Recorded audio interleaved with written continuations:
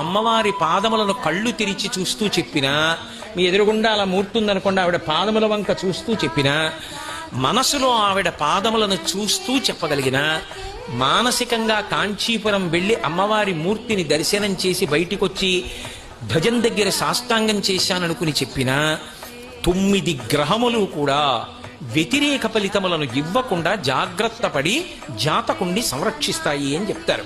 దీన్ని చాలా మంది పెద్దలందరూ కూడా మంత్రస్థాయినిచ్చి గౌరవిస్తారు ఆ శ్లోకాన్ని.